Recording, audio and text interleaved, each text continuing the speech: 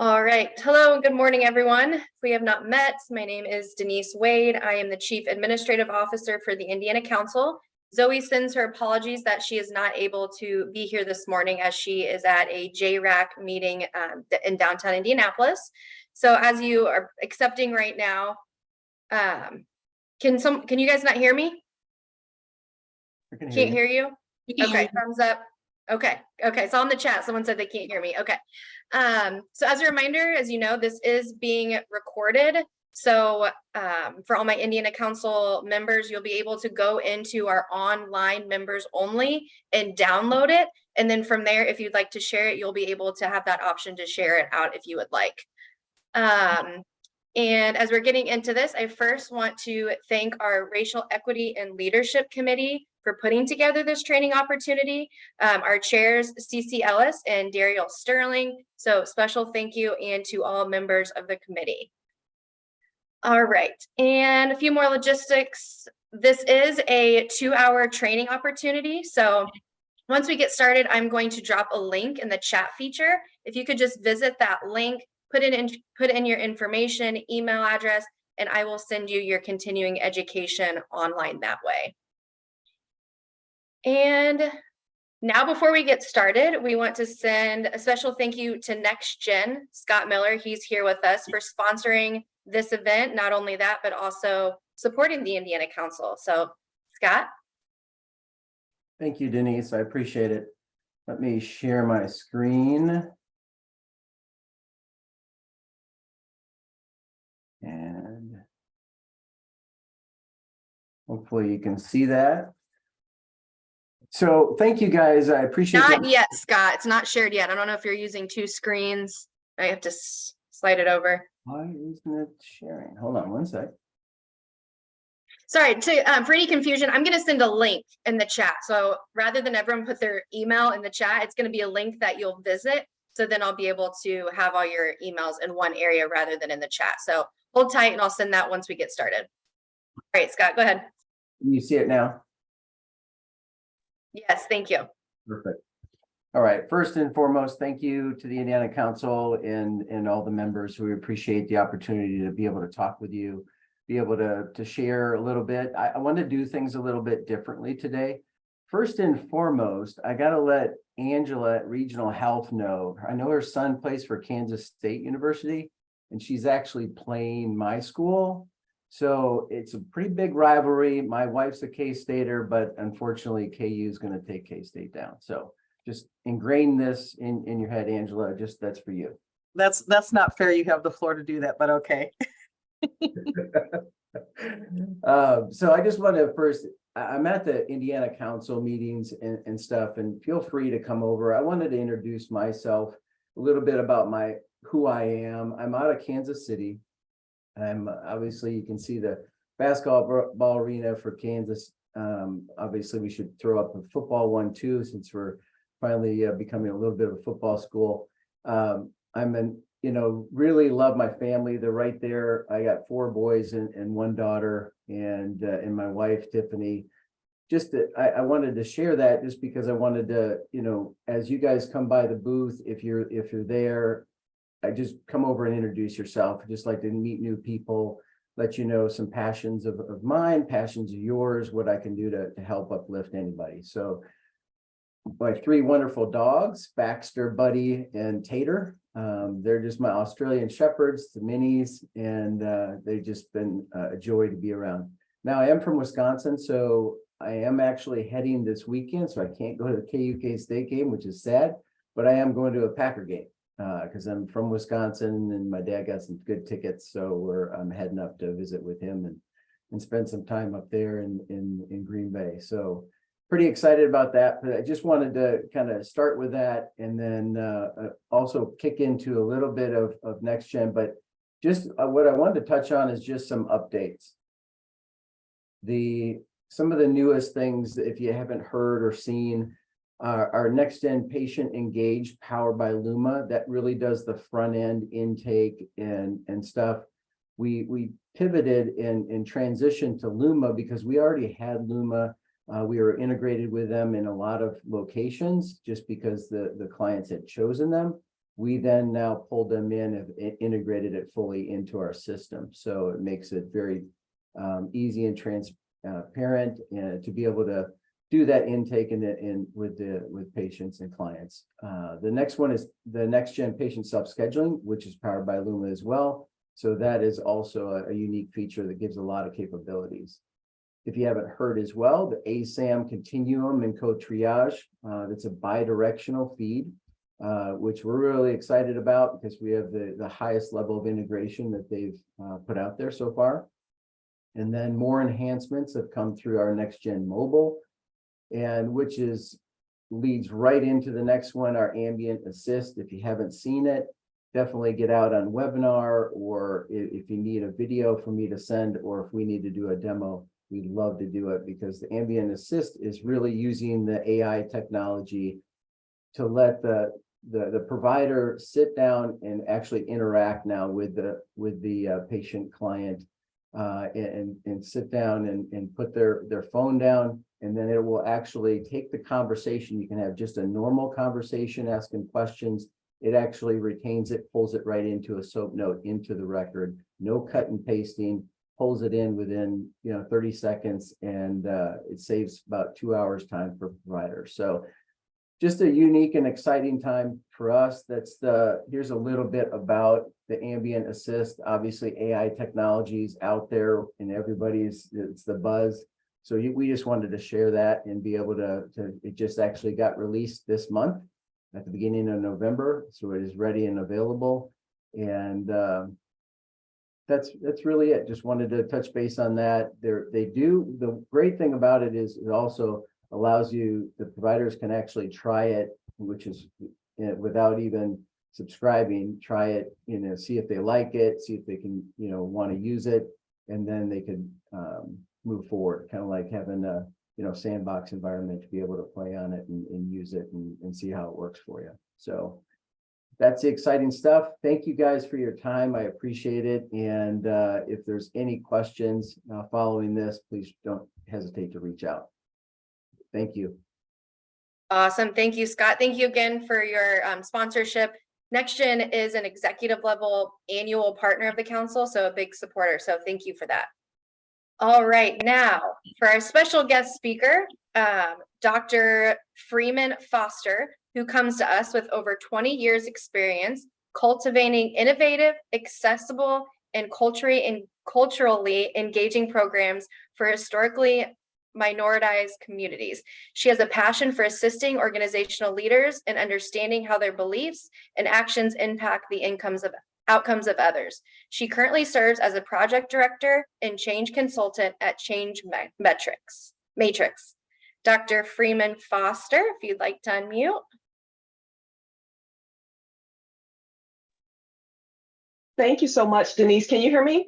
Yes, great. Coming in loud and clear. Awesome. Thank you. Thank you all so much for this opportunity to be here with you today. I will go ahead and get started. And first, I would like to say that I don't like to be a trainer, just sitting training and people are like, okay, my trainings are interactive. So there are going to be a lot of pieces and parts where I'm like, okay, enter this into the chat. What are your thoughts? Because I feel like that is the way it becomes more than a training. That is the way it becomes actualized in your organizations, in your personal lives, and within the work that you're doing. And so I will preface that. I'll also preface that I am a metaphor queen, so I will use a lot of metaphors. We will ground in feelings and move beyond words. That's another thing that I'm very passionate about. A lot of times we trip and we fuss and we go back and forth around terms. And those terms are great, but the intention is, what does it mean? And how do people experience those terms? And so if we're talking about diversity or equity or inclusion or anti-racism, we can come up with 1,000 definitions of what it does, what it means. But the question is, what does it do? How do people experience it when they come to our services? How do they know it's there when they enter our organizations? And so that is a lot of the focus that I'll be placing on this session today. All right, so I will share my screen.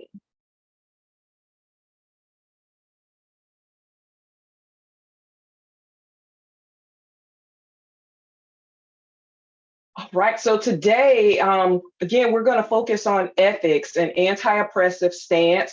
Again, my name is Dr. Tanisha Freeman Foster, and privileged and honored to be in this space with you today. And so when we think about ethics, ethics is a guide of principles designed to help professionals conduct business honestly and with integrity.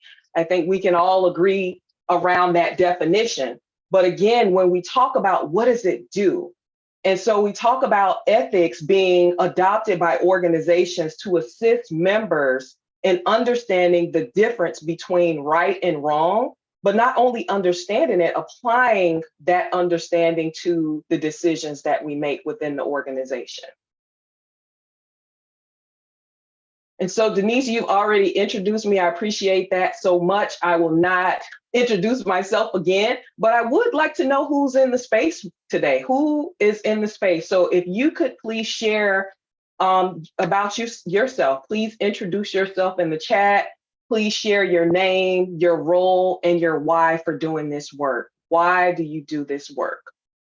And we'll pause and give everyone a second. And I know that some of you, I've seen from the video that some of you are sharing a room. So if there's one person or within your room, if you would like to share that with each other, that would be phenomenal as well.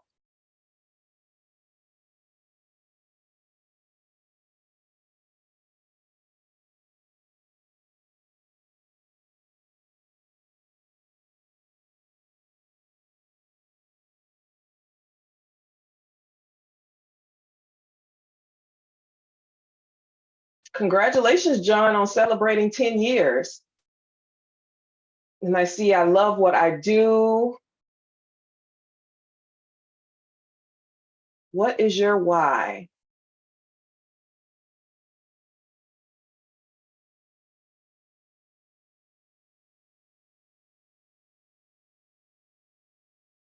"23 years? Wow, Dr. Jones.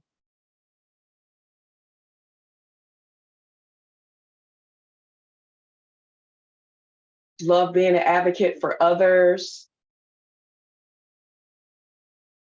to be there for those who feel lost,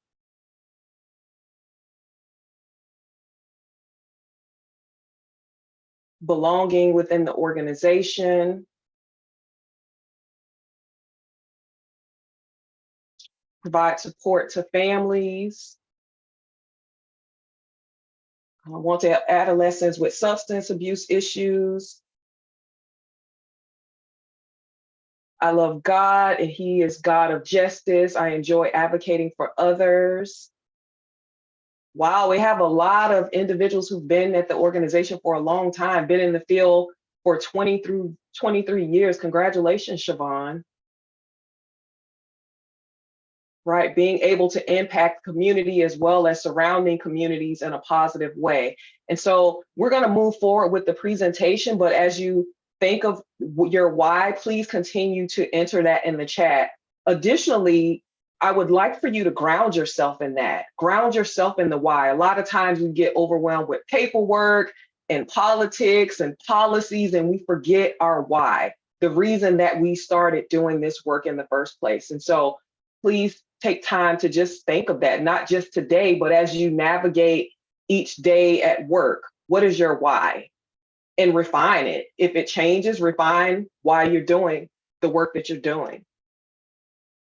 All right. And so I just want to add too that I am coming to you all today from the land of the Seminole people, also known as Tampa Bay, Florida.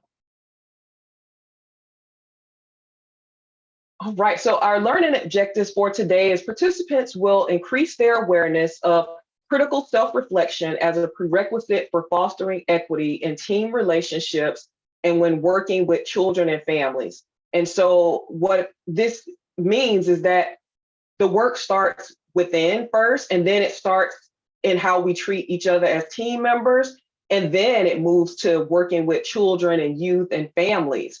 But it has to start internally, and it has to exist between our relationships with coworkers. Otherwise, it's not going to work as well. And so we're going to focus on those areas throughout the presentation today. Also, participants will identify their current location on the cultural competence continuum and share strategies for achieving cultural humility in the workplace. We will make a distinction between the difference of being non-racist and anti-racist and what those practices look like, what those principles look like within the workplace. We'll also recognize the impact of power and privilege on workforce diversity in the outcomes of children and families. And I always like to leave tips and resources, things we can do now that we have discovered where we are at. How do we get to where we want to be? And so we'll take a look at a model that I love called the pause model, and we'll look at how we can use that when making decisions. We'll also talk about the importance of having a buddy to hold us accountable and also to enhance our learning and to hold us accountable on taking action on equity and justice practices. Right, so before we begin, I just want to ground us in the fact that language matters. A lot of times when we were growing up, we used to hear that sticks and stones may break my bones, but words will never hurt me.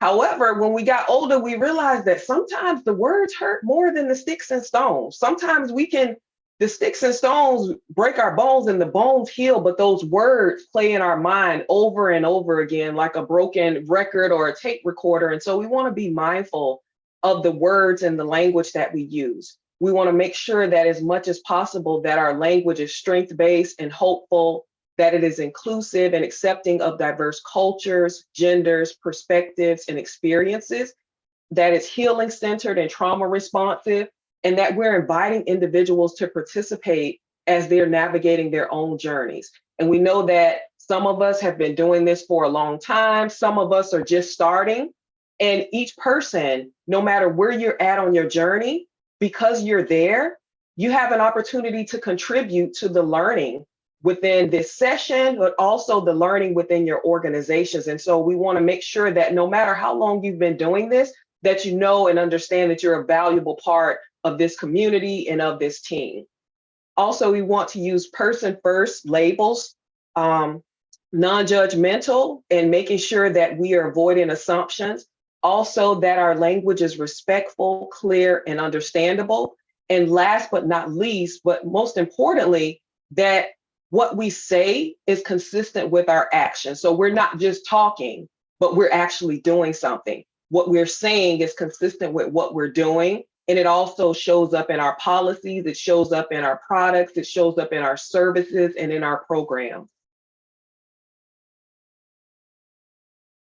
All right, so some guardrails for the group, and these are some that I use quite frequently, and after I read them, I will pause to see if anyone else would like to contribute to it.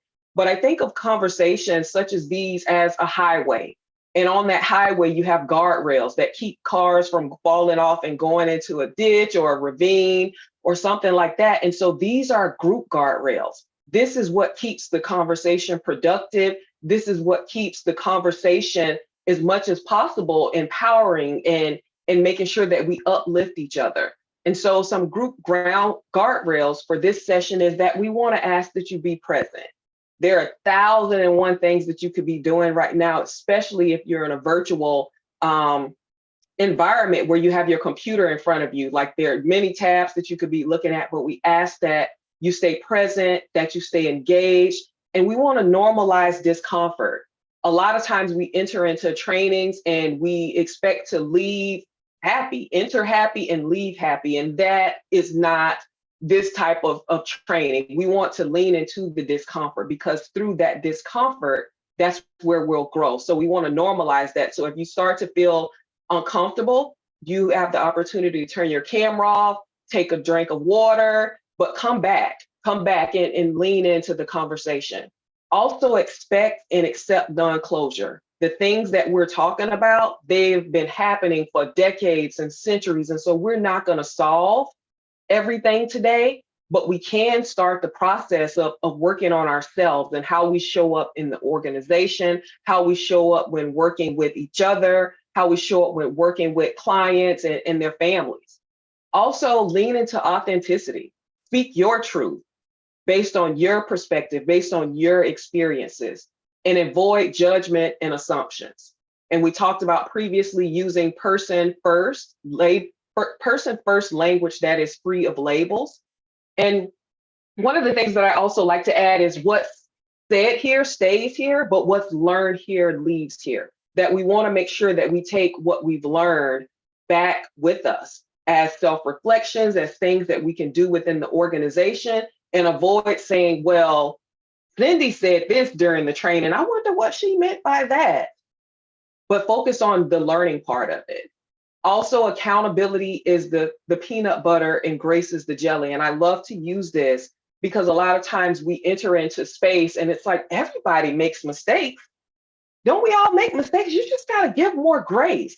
And we focused on the intention versus the impact. And so no matter what the intention was, you can have good intentions and the impact still be harmful to other people. And so we want to make sure that we're not only asking for grace, but that we're holding ourselves and others accountable. And I always say the peanut butter is the part that sticks to the roof of your mouth. And especially if it's crunchy, we have a hard time processing it and chewing it, but the grace is smooth. Everyone likes jelly. But in this session and throughout this work, we got to make sure that we include both.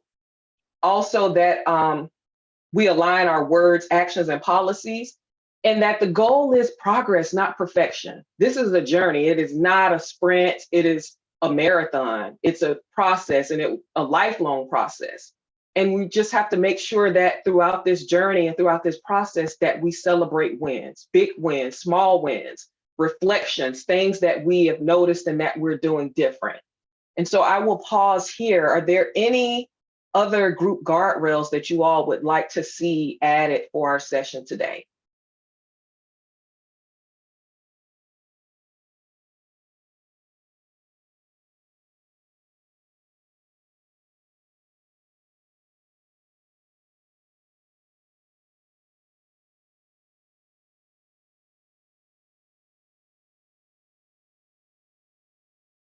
All right, I will take that as we are good to go. All right, so we're going to start with a community builder, and this is called a chatterfall. So a chatterfall is similar to a waterfall. And remember, I said this is going to be an interactive session. So a chatterfall is where we enter a prompt in the chat and we do not press enter until I give the countdown.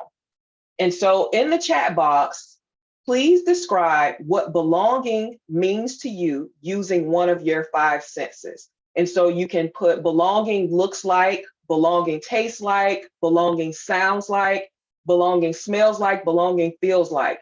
And I've shared an example of belonging feels like being covered by a warm blanket while watching my favorite movie. And so I'll pause here. I'll give you a few seconds to put your response in the chat, but do not press enter. And we're going to do a countdown and then we'll press enter.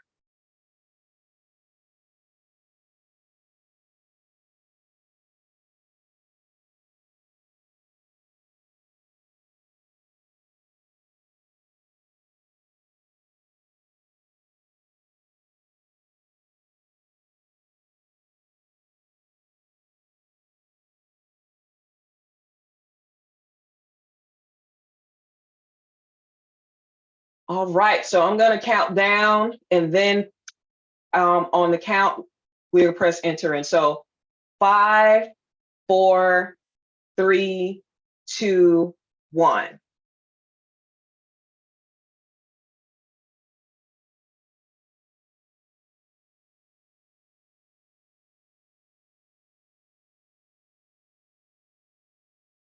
All right, so I see belonging feels like drinking hot chocolate and snuggling on the couch with a good book, a smile, honey, the wind, flowers, a soft blanket, sounds like acceptance. Belonging feels like being cared for, feels like being, looks like being with my family, feels like validation, feels like a warm, comfortable hug, tastes like a home cooked meal. Wow, long hug from someone you haven't seen in a while. It feels like that first sip of coffee. It feels like a cozy cabin in the woods. It feels like home.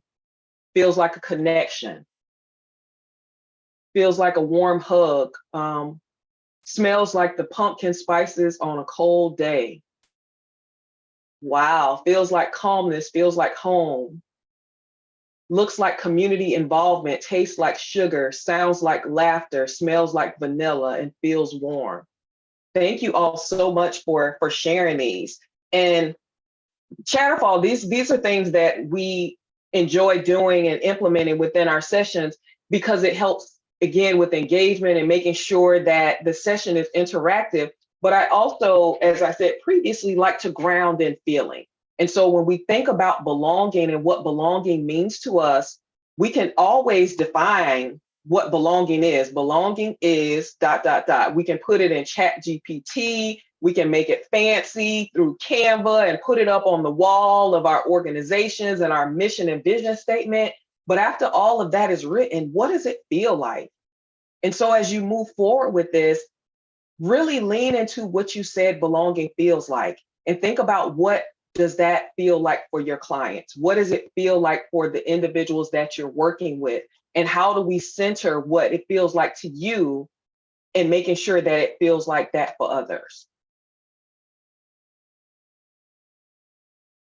All right, so this is going to be where we ground ourselves at today. How do we cultivate belonging? And this is a chart, which I love, because it talked about diversity, equity, inclusion, and belonging in the middle. And belonging is an organization that engages the full potential of the individual. It's where innovation thrives and views, beliefs, and values are integrated. And so we look at this chart, we see diversity, which is multiple identities represented in an organization, equity, constantly and consistently recognizing and redistributing power, inclusion, thoughts, ideas, and perspective of all individuals matter. And in between, we see what happens when we have one without the other. And so belonging is that sweet spot where we bring all of these things together and we make sure that there's equity, we make sure that there's diversity, we make sure that there's inclusion. And as a result of that, we have this place where people can thrive, where people can share their ideas, where they feel a sense of belonging, where they feel the things that you've entered in the chat. So thank you again for entering those things. So this is our session agenda. We're going to go through the codes of ethics and professional responsibilities. We'll talk about and review some data highlights. We'll also look at the intersections of oppression, power, and privilege. We'll look at the continuum of cultural competency and humility, and we'll take action on race, anti-racism, and then we'll look at change and the power of a pivot and what that looks like, and then we'll close out the session.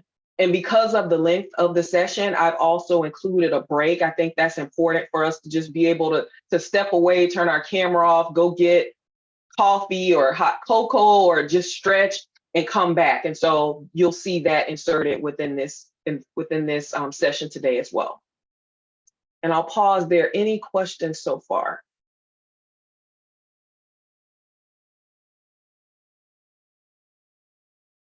All right. So we'll start by also grounding ourselves in definition. So we talk about institutional power. What is institutional power? It is the ability or official authority to decide what is best for others, the ability to decide who will have access to resources, and the capacity to exercise control over others. And although it seems very harsh and very tight and very just stern, this is what we do as organizations. And so the goal is, how do we use our institutional power for positive outcomes? We have the ability to decide where our offices are located, or if we're going to do virtual services or have people come into the office, what are going to be the hours of our operation? What processes and policies do we have in place for people who miss appointments? Is it okay to be late 5 minutes? Or if you're late 5 minutes, does that mean you have to reschedule? What happens after you miss 3 appointments? Is it 3 strikes, you're out? Or you get a chance to meet with someone to talk about things that could change, that may be able to improve you being at those appointments? And so that is institutional power. And a lot of times I find that organizations shun from this and like, no, we're not doing this.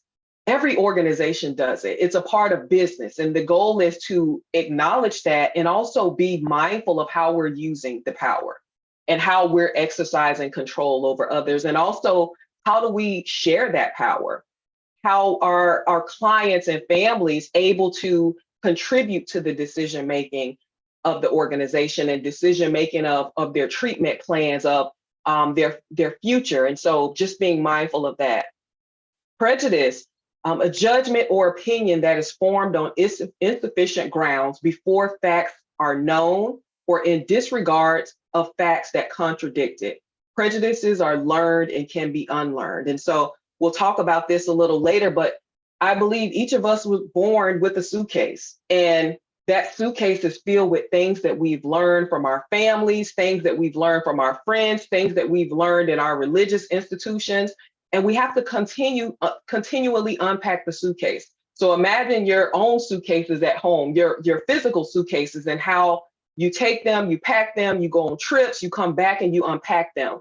It has to be the same process with our life suitcases. We have to go in every now and then and check. And I always say, we'll go in sometimes and we'll check in, like, whose pants are these? These are not even my pants. Who gave me these pants? And those pants may be a judgment or an opinion or a stereotype about a particular group or a particular neighborhood or particular belief. And so we have to continuously interrogate that suitcase, interrogate the contents of it, and determine if the things that are in that suitcase, those things that we carry around with us, are those things helping us be the people that we want to be?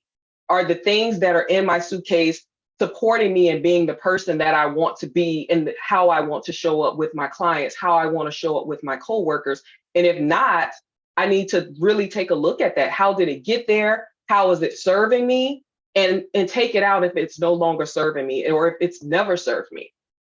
Also, oppression, the combination of prejudice and institutional power, which creates a system that discriminates against some groups, often called target groups, and benefits other groups, often called dominant groups. And so we want to move to this anti-oppressive lens where we, again, are balancing power, where we are checking in our prejudices, where we are making sure that we have diverse perspectives at our decision-making tables, where we're able to look at things from different perspectives because of the diversity at the table. We are inviting people in who are receiving services and understanding how those services feel beyond what we say we want it to be. How is it actually showing up in the lives of the people that we're working with? How is it showing up in the lives of the people that we're serving? Right, so code of ethics and professional responsibilities. So these are things that were pulled directly from the code of ethics. This one is from the National Association of Social Workers, and it is from section 1.05 around cultural competence. And I highlighted some words. The words that I highlighted are action words. And so, for example, in section B, social workers should demonstrate knowledge that guides practice with clients of various cultures and be able to demonstrate skills in the provision of culturally informed services that empower marginalized individuals and groups. Social workers must take action against oppression, racism, discrimination, and inequities, and acknowledge personal privilege. And so this comes directly from the NASW guide in the code of ethics. And so I'm not going to read all of these to you, but I just wanted to highlight that, again, we're moving from words to action, demonstrate knowledge, demonstrate skills, take action against, demonstrate awareness and cultural humility by engaging, holding institutions accountable, obtaining education, and demonstrating understanding. This one, it comes from the APA's apology for their role in promoting and perpetuating and failing to challenge racism, racial discrimination, and human hierarchy in the United States. And this is from, again, the American Psychological Association. And the association was created in 1892. And so essentially it took them 129 years to create this apology. We're going to take this because there are a lot of great takeaways that we can look at. And their apology. And one of the things is harnessing psychology to combat racism. And so one of the things that it says is that, therefore, be it resolved that psychologists should consider the following 4 levels of racism in designing and implementing anti-racist research, education, training, policy, and clinical applications through the lens of intersectionality, which includes structural, institutional, interpersonal, and internalized racism. And we're going to talk about intersectionality shortly. Also, therefore, be further resolved that APA will call upon all psychologists to eliminate processes and procedures that perpetuate racial injustice in research, practice, education, and training, and speak out against racism, take proactive steps to prevent the occurrence of intolerant or racist acts, and promote effective strategies based on psychological research to alleviate racial injustice. And so, again, these are words, but what does it look like within your organization? Have you taken a look at your policies and procedures to see if there are things that are perpetuating racial injustice, that are causing inequities in client outcomes, inequities in your workforce, inequities in the diversity of your staff? And so, again, moving from words to actions, what does this look like? And the last one is the American Counseling Association. And these are some principles of professional ethical behavior. So again, I'm not going to read every single one, but just return back to the action, fostering the right to control the direction of one's life. And so how are we doing that when we work with clients?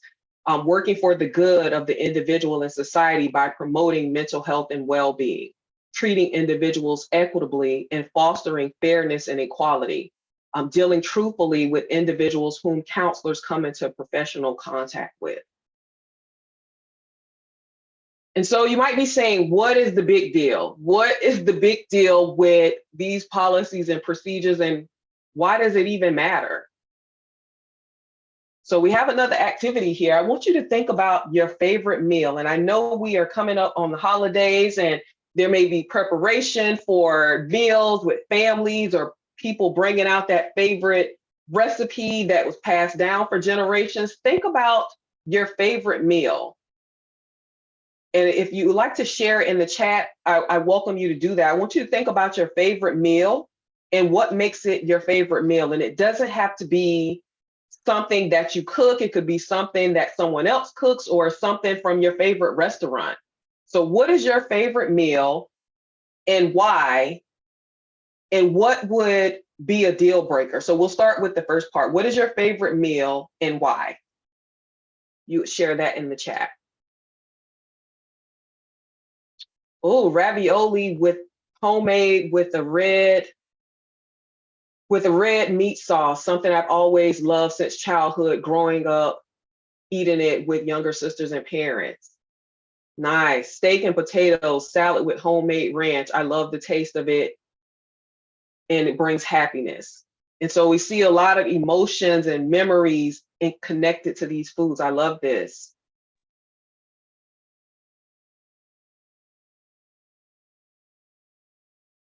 Beef and noodles, mashed potatoes, and corn reminds me of the warmth of home. Bacon, egg, and cheese sandwich made by my mom. Nice. Anything heavy carbs. I love it. Margarita and tacos. All of these foods are making me hungry. Homemade egg noodles with turkey, homemade spaghetti and meatballs, recipe handed down for generations. Biscuits and gravy, homemade chicken and noodles made by my grandmother. Beautiful. Thanksgiving dinner, being with family. This makes me hungry, bacon and eggs. My uncle's ribs on the grill and my grandmother's dressing. My family are together and everyone connects. I love family time. El Pastor tacos. All right. Thank you all for sharing that. And thank you for sharing your why. So what would be a reason that you would no longer eat this particular food or foods that you listed? What would be something that, even if it was just one time, that you would say, no, I'm not eating that anymore?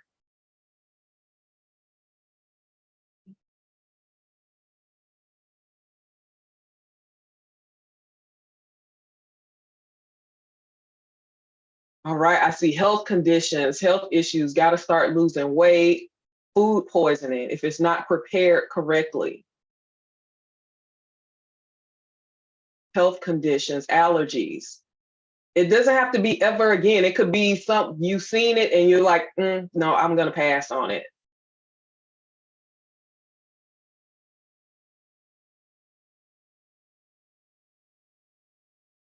So I see someone stop eating Reese's after their fiance passed because that was his favorite. I'm so sorry to hear that. Sorry for your loss. So I see if I got sick the last time I ate it, polluting and cross-contaminating with anything seafood. Oh, wow, I was in a coma. Separation from the family, not cooked properly. Okay. And so if we look at this through this lens, we take in our favorite foods and how it makes us feel and things that would make us stop eating it. And so if we look at this from a client lens, what if we looked at this from a client lens in our services? We know that there are individuals in our community who need mental health services.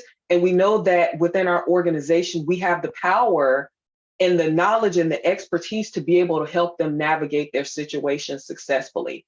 And it's still at the same time, we know that there are inequities in outcomes. We know there are inequities in access and equities in individuals who show up. And so as we're walking through this favorite meal and the deal breakers, what are the deal breakers for your clients? Do we know those? Have we sat down and have we met with clients, not only those who come to services, but those who may not have been in a while, or those in our community who we know need to access services and are not coming? What are some of those deal breakers for clients? And we can share that in the chat as well. Why are clients not showing up?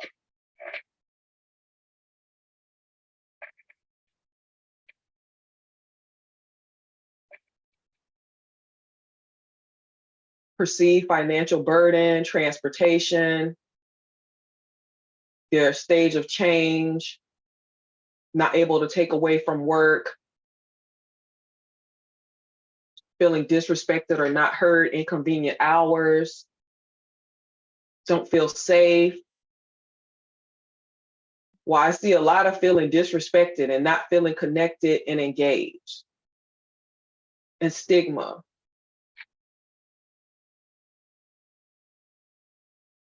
So I want to take a moment and ground us in this and looking at, again, how are we using our institutional power? What are the things that we can do within our power, within our control, to alleviate some of these deal breakers with clients? Because a lot of times what we'll do, we'll take a look and we'll say, we have this service and it's here and people are just not coming. And we create a story about why they are not coming. And it becomes their fault.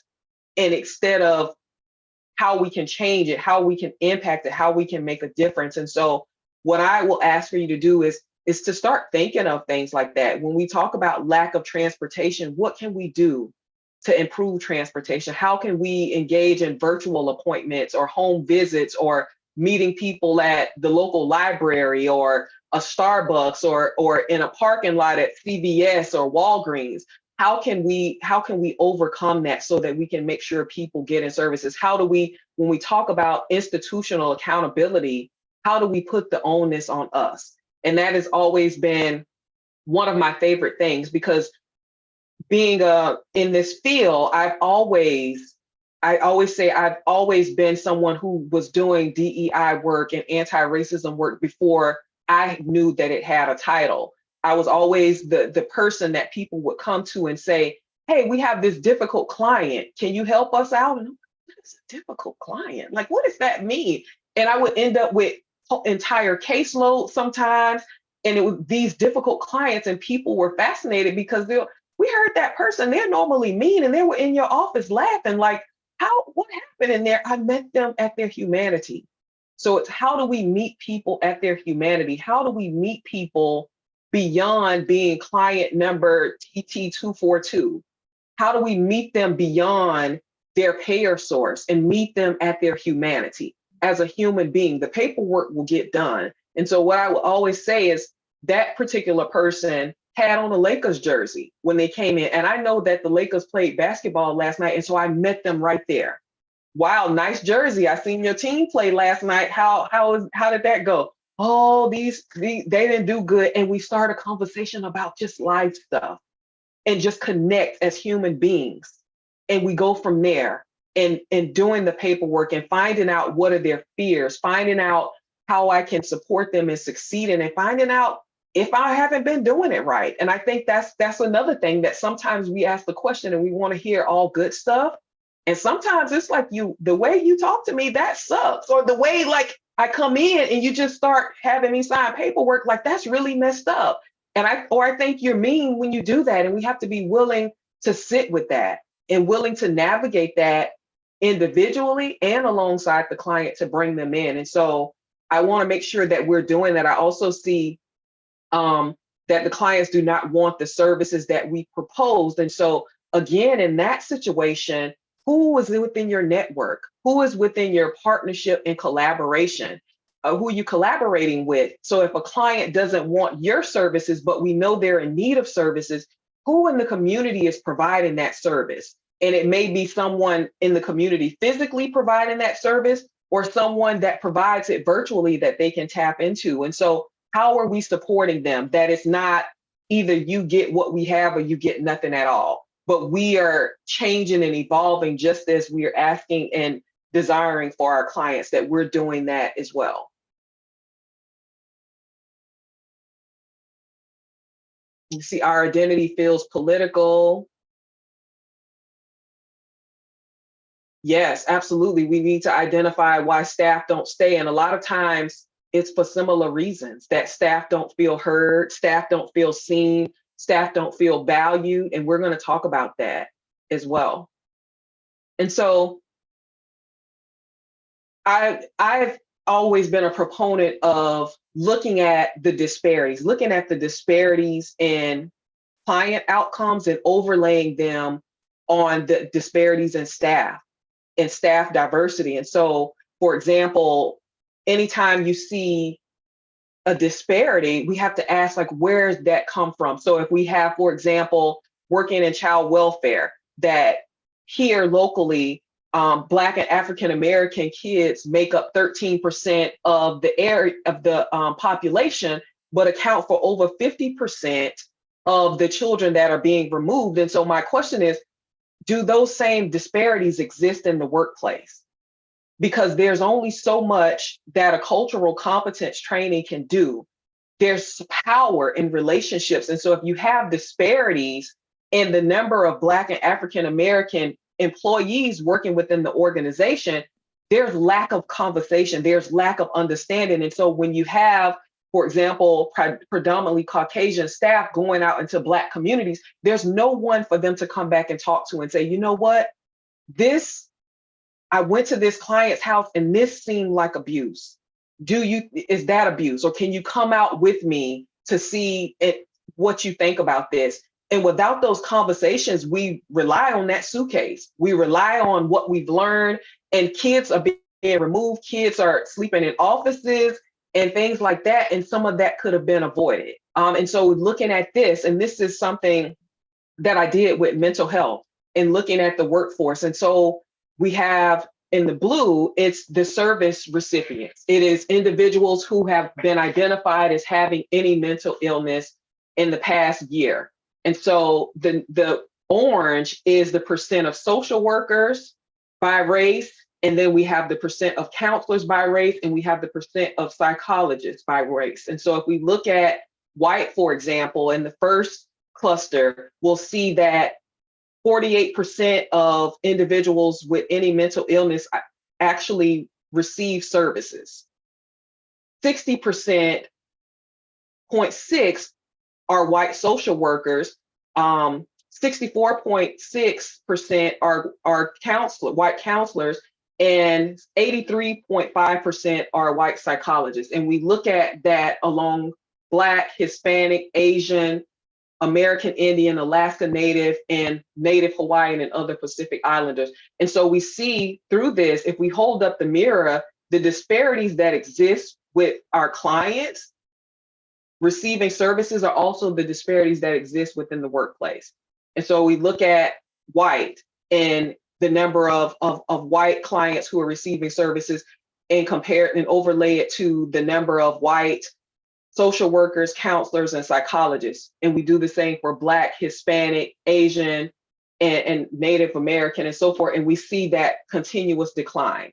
And so when we talk about the connection between clients receiving services and the diversity of the staff, it's very important because there's a direct mirror, and the mirror is perspective that's missing. It is lived experience that is missing. It is the ability to share stories with each other. If we are not in community with each other, we're not together in an office together, it's impossible for us to learn about each other. And again, I think sometimes we take a cultural competence class, we take a cultural proficiency class, and it's like, check, I know about that group, check, I know about that group. And there are things that are going to come up and we need each other. And so in doing that, we have to be mindful of how we're treating each other, how we're getting along within the office, because if not, we're going to continue to experience turnover, and that turnover directly impacts clients. And so looking back, this is an overall snapshot of the data, but I would be curious to know, what does your organizational data look like? And if there's anyone who would like to share or put in the chat, I would love to hear more about that.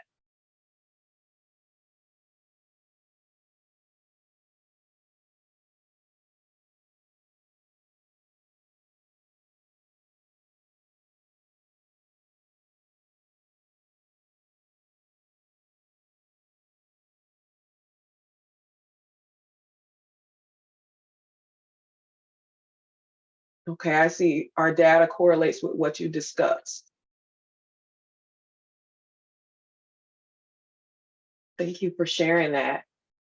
Yes, and so similar to what you discussed, okay, so we have some work to do. And again, this is a journey, so it's not a sprint, but it is important because it ultimately impacts clients' lives. So what are we doing internally to make sure that we are able to retain staff, and making sure that there's not a turnover in staff that is exacerbating clients not coming for services, or clients coming for services and not receiving the level of service that they could receive because there is lack of diversity within the organization.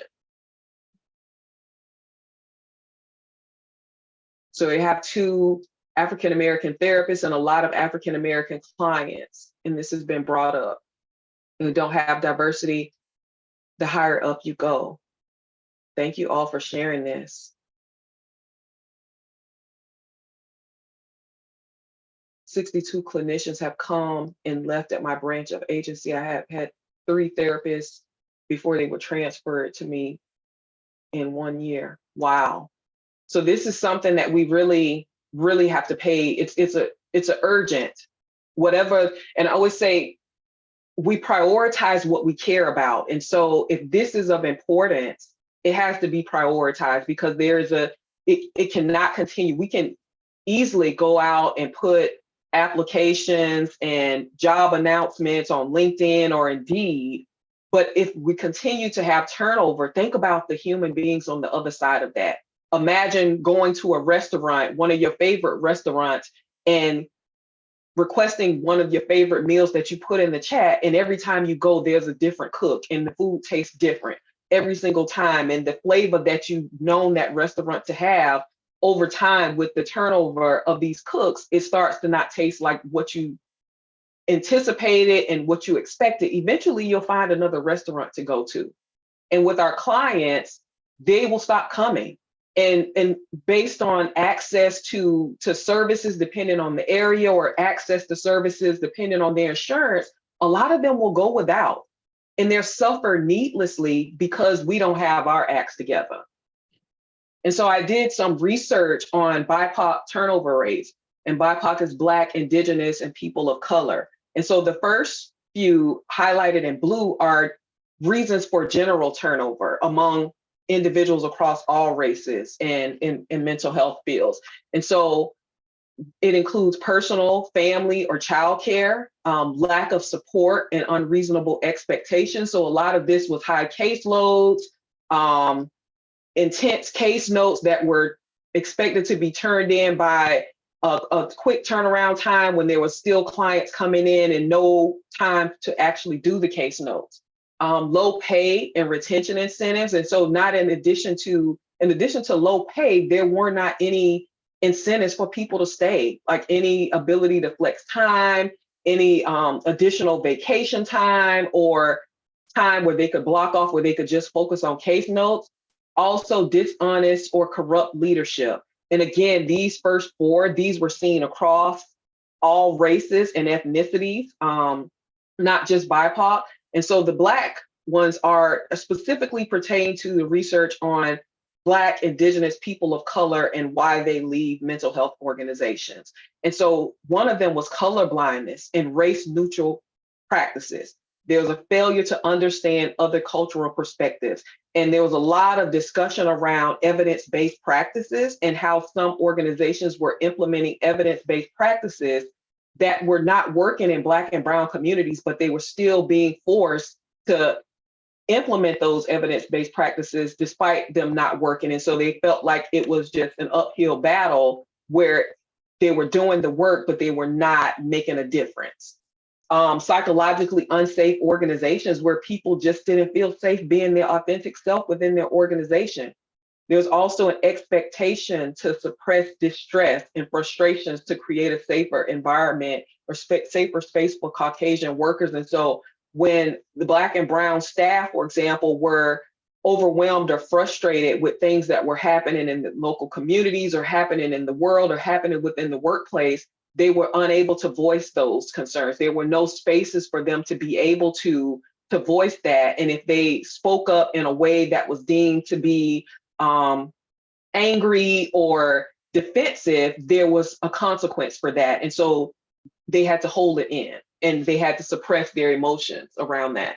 Also navigating implicit and pro-white bias in leadership and promotion potential. And so here there was a lot of conversation around what a leader looks like. What does a leader in mental health looks like? What does a CEO or C-suite staff look like? And that people preferred that there was a preference leaning towards it being white. And even among Brown and Black people, they absorbed that was what people were looking for. And so that made it hard for them to move up. That made it hard for them to be promoted and to even work to obtain a promotion or more income. Also workplace exclusions, discriminations, microaggressions, and othering of workers of color, racialized tasks. So you have individuals who are Black and Brown being tasked with the diversity committee and maintaining normative white racial ideologies, that they are tasked with being the leads of diversity committee, but the organization itself is not changing. It's the diversity committee and then the organization over here. And so there was no collaboration or striving to become the things that the diversity committee had implemented or put for suggestions. And so it just felt like they were just doing diversity initiatives. And again, diversity initiatives that were maintaining the status quo business model, again, focus on profit over change. That although the diversity initiatives identified areas for growth and improvement, the organization was not receptive to that.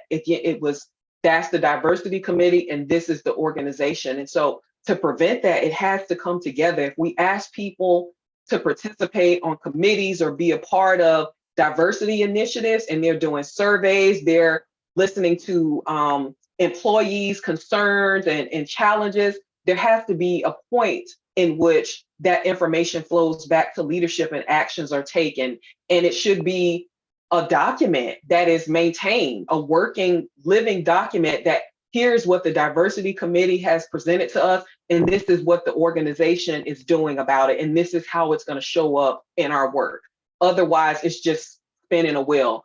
Also, feelings of being used as a means to access and extract resources from communities of color instead of addressing disparities. And so instead of addressing the root cause of disparities, we'll hire some Black and brown people and we will make them go into the brown and Black communities and serve individuals. But there's no intention, again, on coming back to collaborate. How do we improve as an organization so that it's just not this group of individuals working with that group of people, but that we have the capacity to learn and to be better because of that.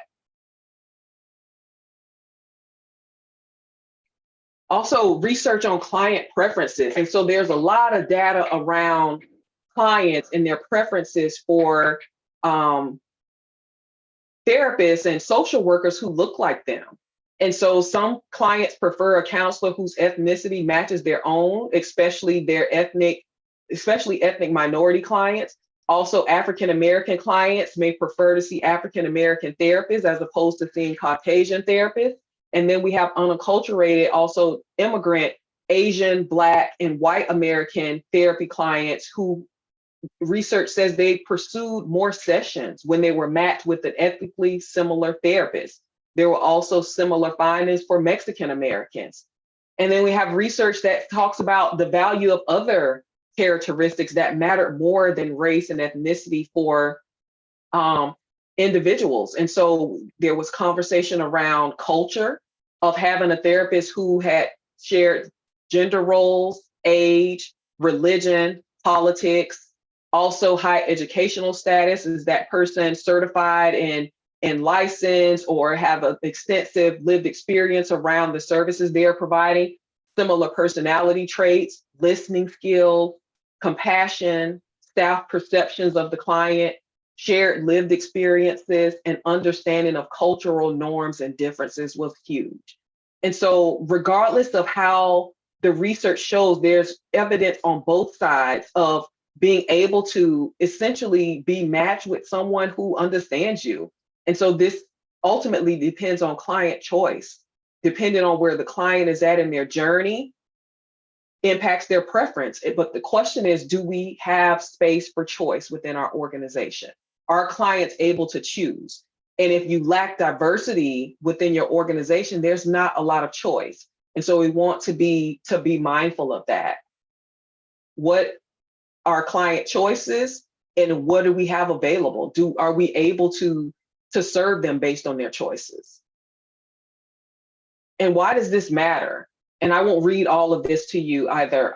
So ethical and racial minorities often bear a disproportionately higher burden of disability resulting from mental disorders. So again, if people are not coming and they have no other place to go, they will stay home. And over time, their mental wellness will decline to the point where they become disabled versus being able to live and still work and navigate with their mental health. They become overwhelmed and burdened with disability unnecessarily. Also, we know that 50% to 75% of youth and juvenile justice system meet the criteria for a mental health disorder, and most of them are BIPOC youth. And so again, here's an intersection of the lack of diversity and not being able to have those conversations and not being able to slow down that pipeline from schools, from mental health organizations, into the juvenile justice system, but also into the criminal justice system. And we know that Black men are overdiagnosed with schizophrenia at 4 times greater rates than their white male counterparts. And this is something that continues to come up as well with how people exhibit and demonstrate mental health symptoms. And depending on who's at the other end of that, depends on the impact. And so we've had stories where, for example, someone came in and they were sad and depressed because they were having trouble paying their light bill. It was extra high and they recently lost their job, and they met with the therapist and they were told that they were suffering from a mental health condition and they were going to need medication. But once they were really, really screened, they didn't need medication. They just needed a referral to a bill pay a program through Salvation Army, and that made the difference. And so really being mindful of that. And again, if we don't have the diversity within the organization, we are unable to have diverse conversations. And we need that, because even as a Black woman, I don't understand every single Black person. But in community with other people, in community with my coworkers, we can have a conversation about that. We can have a conversation about what I just experienced or what I just saw in an Asian client's home or a Hispanic client's home or a client who identifies as white, what I just experienced in their home for a home visit. When I have that community of white coworkers, Asian coworkers, Hispanic coworkers, and we're able to have those conversations. Otherwise, in the absence of a conversation, we make assumptions. And a lot of times those assumptions they're harmful. The things that we write in our files, the things that we diagnose people with, is something that really impacts clients. All right, so I'm going to fast forward us to a break.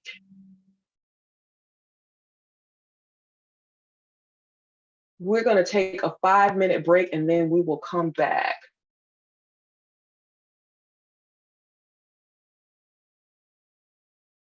There we go.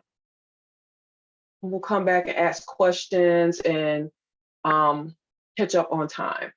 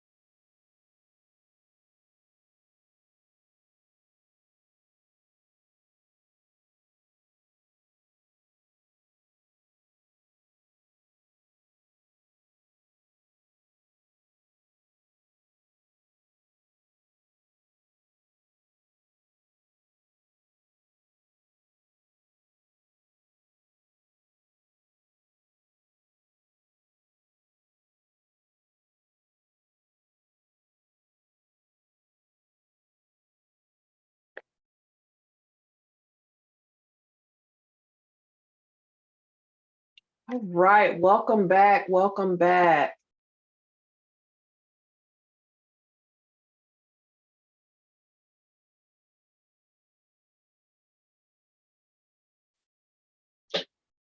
Awesome. All right, so I see a lot of talk in the chat. We have gone through, thank you for bearing with me as I know sometimes data can be tricky. Sometimes if you're a data lover, you love to see data and stats. And if you're not, it's like, oh, not the data. So we'll pause here to just talk about, we talked about what the impact of staff diversity and how staff are treated on retention and also how it impacts clients. And I'm curious to see, we talked about what is happening in the workplace, but I'm curious to know what actions do you feel will help increase the diversity and the collaboration among team members within your organization? If you can share those in the chat, and if there's someone who would like to come off mute and share, that would be amazing as well. What would be most helpful?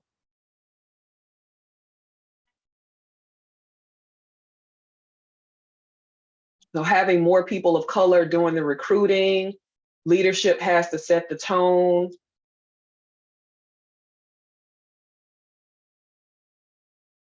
Actively recruiting BIPOC individuals.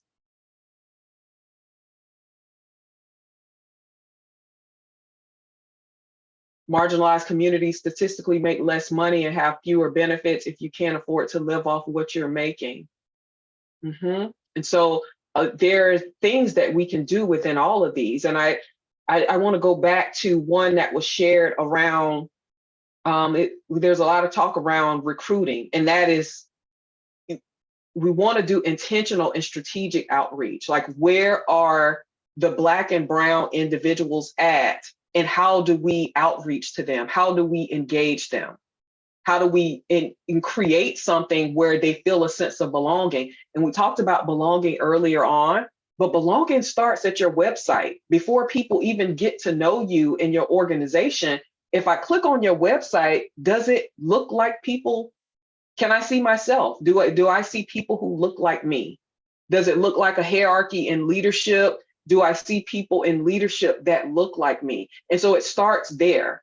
You place an ad for employment, and all I have to do is click on your website, and it's like, or do the people who look like me, photos that look like me, are they a part of your prison and jail outreach program? And that says something, that people like me within the organization, how is going to be treated.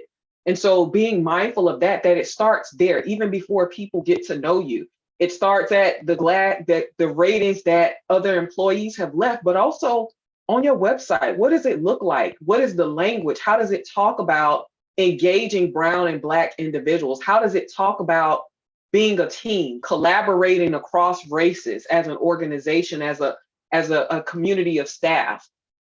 Also, leadership has to set the tone, and I think that is a both and, because I believe in top down, but also bottom up leadership. And sometimes we have to meet in the middle. Sometimes it is the staff coming together and saying, hey, this is no longer acceptable, and presenting a plan to leadership.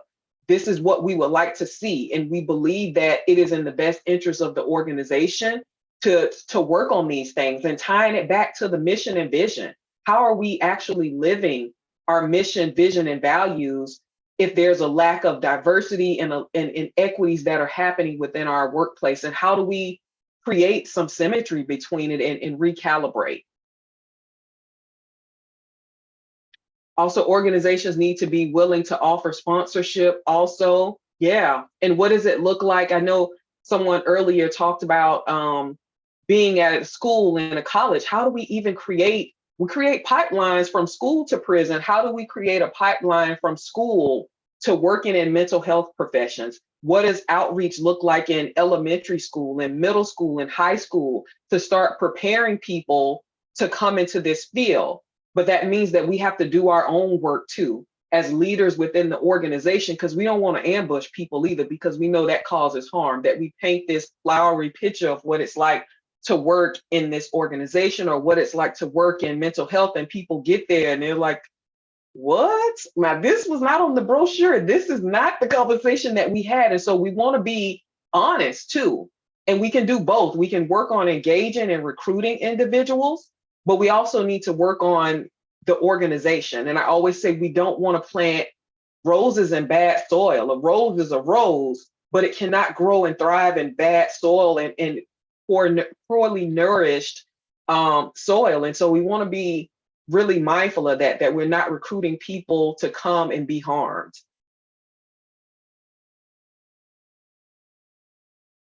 Right. So we are going to move into the understanding of oppression and power. And I just want to preface this too as well, just to make sure that I know we're moving through topics pretty fast.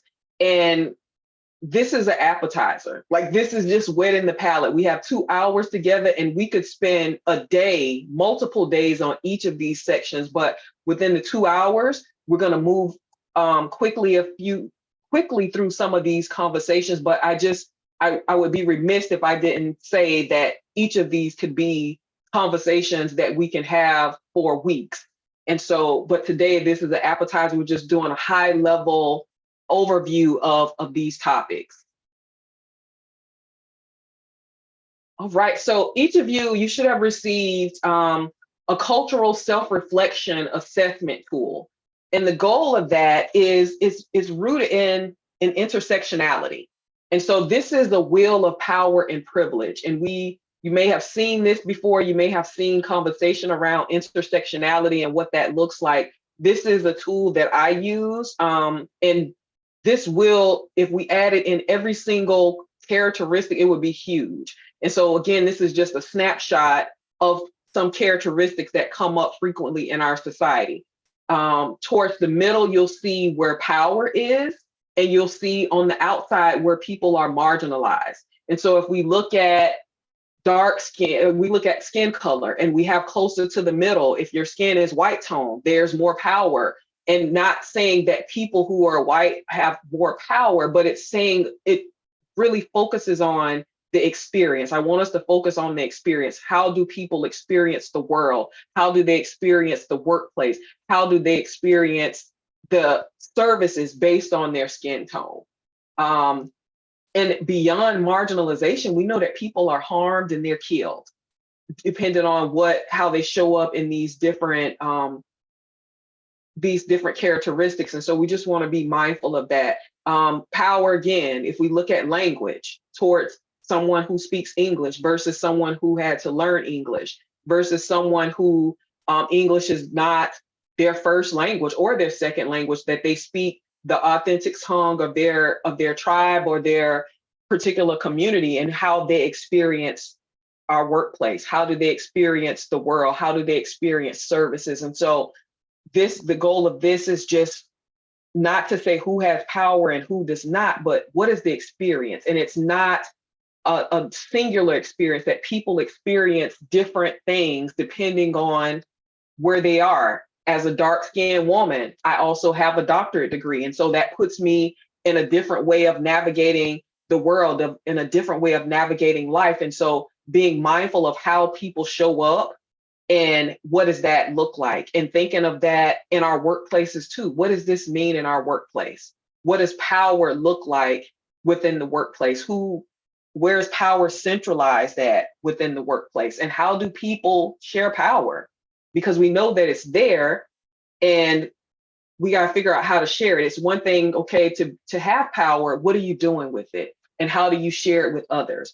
How do you make sure that people have a voice at the table, that they're seen, that they're heard, and that they're valued? And your power is just not used for your own benefit and your own gain and those who are in your circle, but for everyone. How do we create a business or an organization or services where everyone feels empowered, regardless of the walk of life, regardless of their situation, regardless of their criminal justice background or their income level or the neighborhood that they live in, but that they feel valued? And as we talked about earlier, when we did the chatterfall around what does belonging feel like, what does it feel like in your organization? And how do we create that feeling where we just don't say something, where it's just not in our employee handbook, but that people actually come and say, I felt really good when I went over there.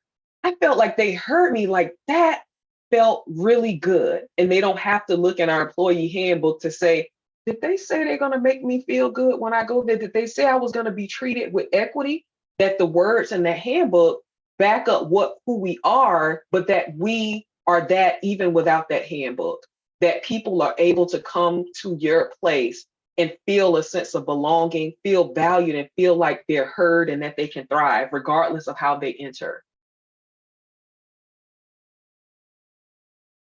All right, so the cultural identity self-reflection assessment. So I'm curious to know what came up for you while you were completing the assessment. What caused you pause? What did you learn about yourself? And what are you going to do about it? And you can answer one of these questions in the chat. You're also welcome to come off mute, raise your hand if anyone would like to share. So I see it was harder to complete than I thought. Would you like to share that experience, Gabriella? I can.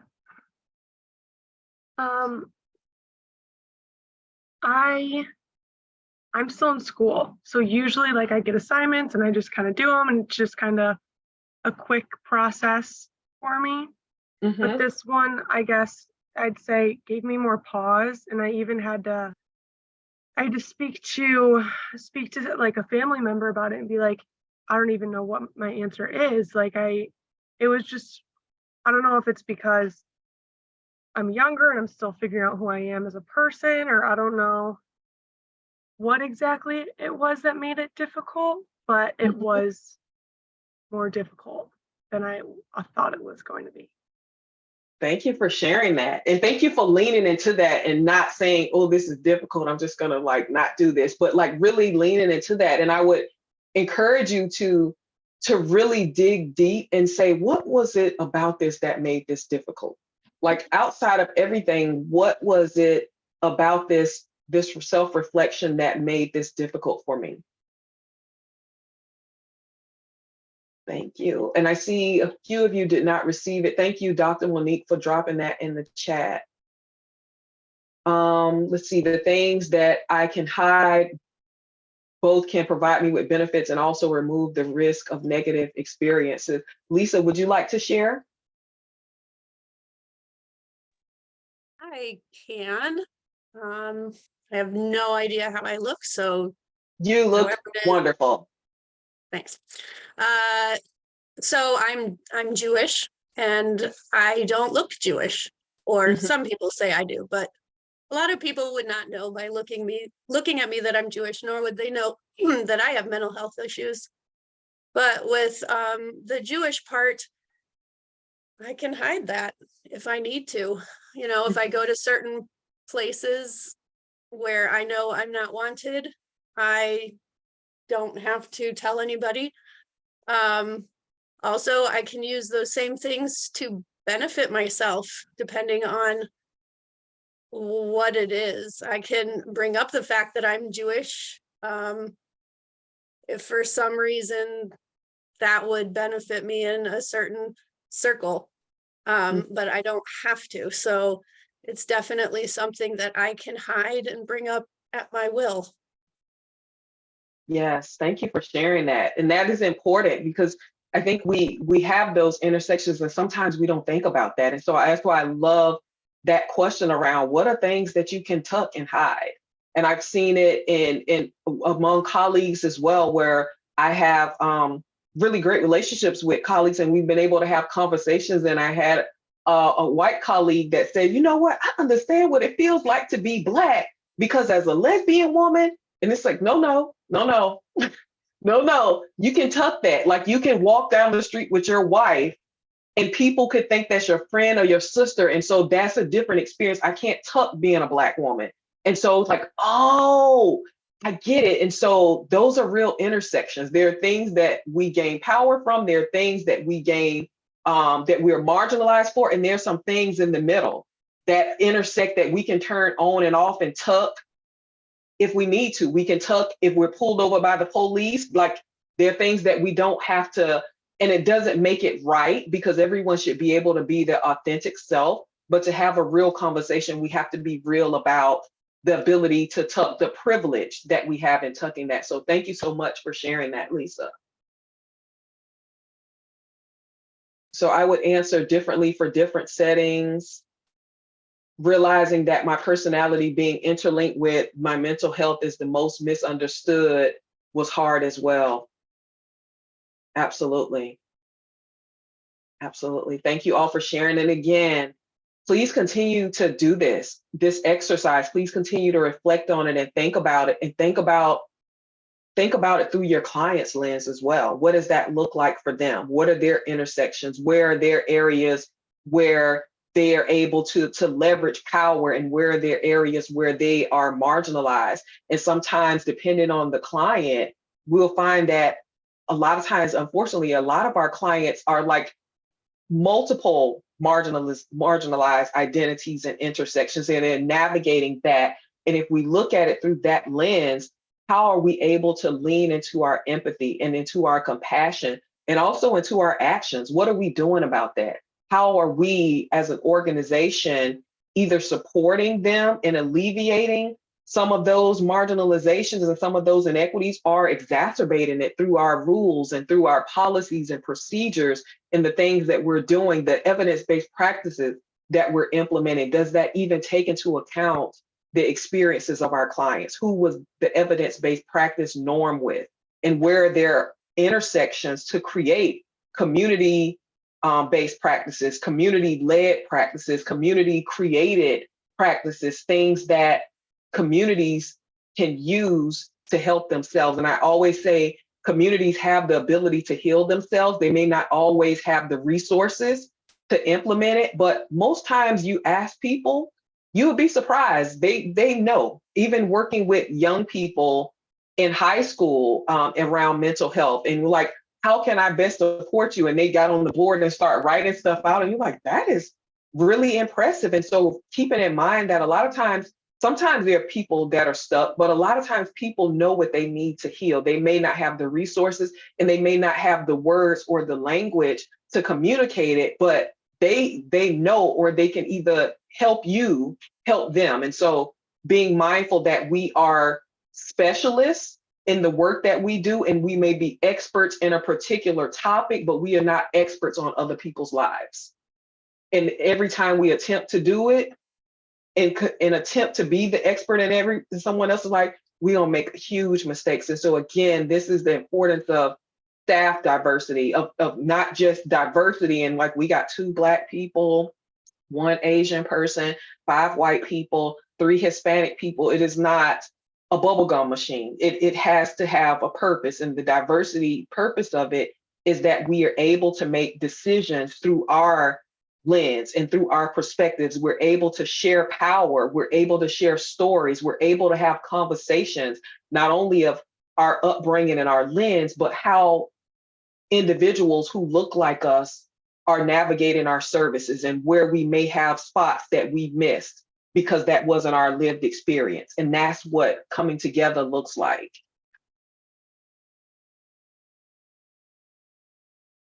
Okay.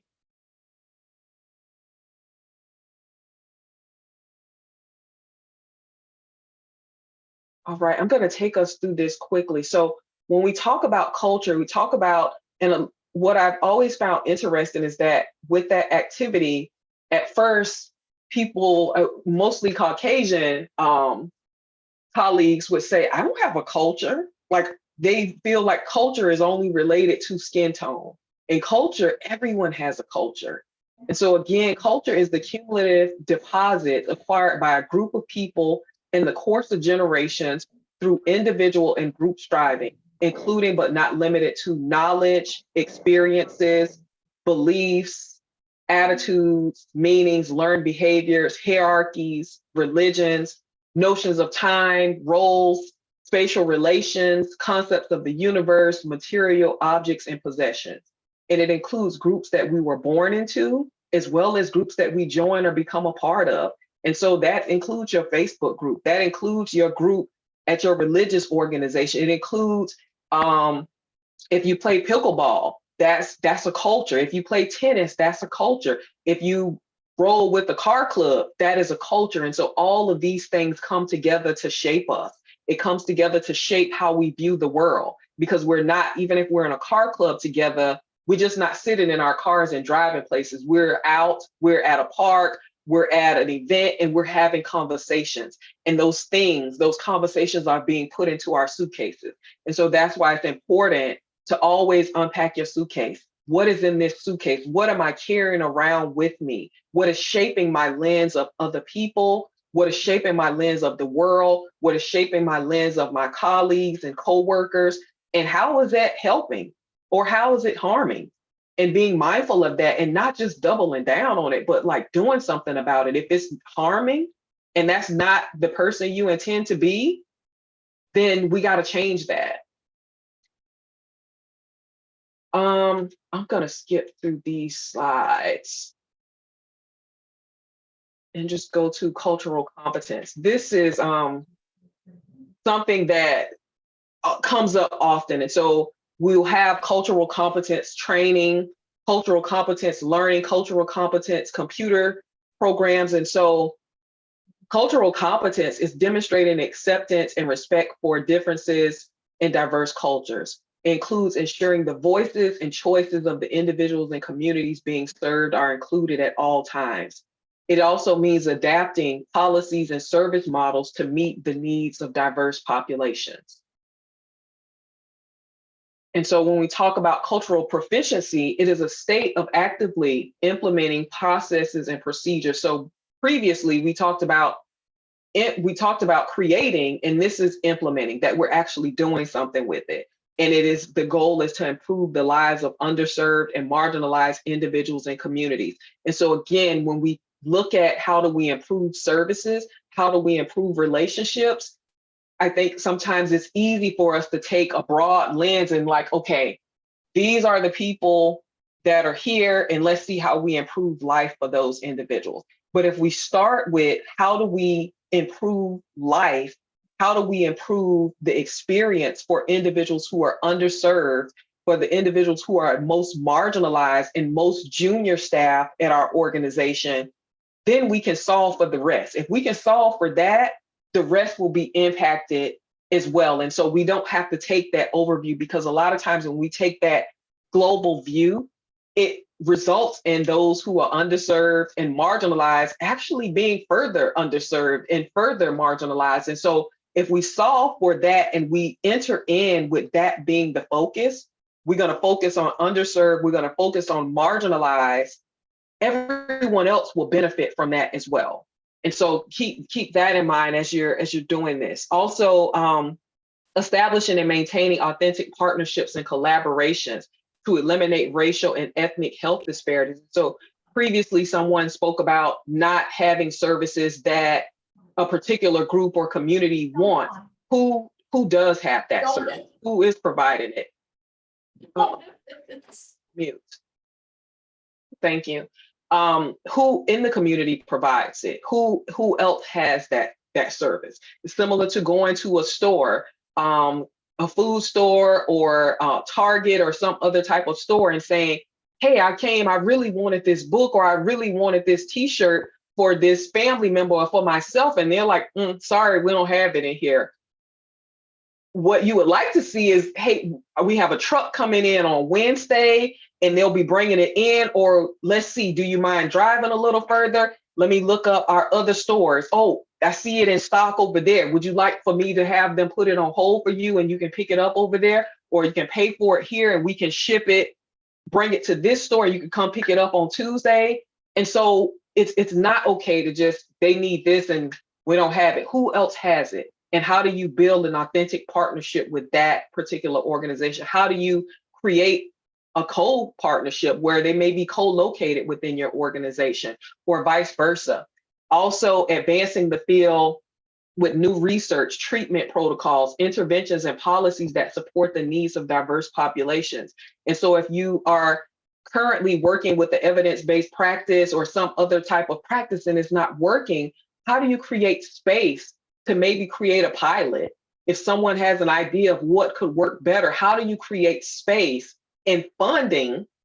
Because we can't say, yeah, go over there and figure that out, but we don't have any money to support it. So both come together. We need the idea and we need to fund the idea, and maybe create a pilot, maybe create some type of micro program where they can test out what this looks like and the potential impact on the clients that they're working with in a safe way. Also advocating with on behalf of populations who are traditionally marginalized and underserved. Again, how do we center and ground the individuals who are underserved and the individuals that are marginalized? How do we center and ground the individuals who are not at the organization who we need to have there? And it may be before we go out to an event and start trying to recruit brown and Black people, how about we go out to an event and have a focus group and find out why they're not coming in the first place, and find out what we need to do to get them there and take action on doing those things, instead of bringing them in and creating harm and trauma and turnover because the experience is less than what they expected. So cultural humility is being aware of one's own biases, values, perceptions, and limitations in order to build honest and trustworthy relationships. It requires lifelong learning, continuous self-reflection, recognizing and challenging power imbalances consistently, and holding systems accountable. And so not only did we say we're going to do this, we did it, and this is what happened as a result. And as a result, either we're going to stop doing it, we're going to slow down and go back to the drawing board, or we're going to keep doing it because it's working well, and we're going to put more funding behind it. We're going to put more resources behind it.